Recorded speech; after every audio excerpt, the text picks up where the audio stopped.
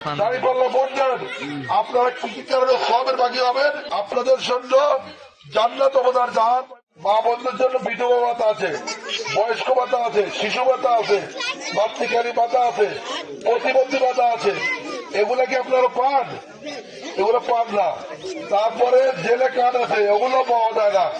আমি আপনাদের কাছে অনুরোধ করব, তারা আসলে যা আছে সবগুলো খায় দুর্নীতি করতে করতে একদল দুর্নীতি করে শেষ, আরো দল বিগত দিনে দুর্নীতি করেছে, আবার দুর্নীতি করার জন্য রেডি আছে। আমি আপনাদের কাছে অনুরোধ, আপনারা সবাই আগামী দিনে আমরা আপনাদের সন্তান, আপনাদের ছেলে, আপনাদের বাইরে বলতেছি, আমাদের দ্বারা 1 টাকার দুর্নীতি হবে না, 1 টাকার অনিয়ম হবে না। এবং আমি বলতে চাই, আপনারা যদি ইসলামের পক্ষে, কোরআনের পক্ষে দাঁড়িপাল্লা ভোট দেন, আপনারা কি কি কারণে সবের বাকি হবেন?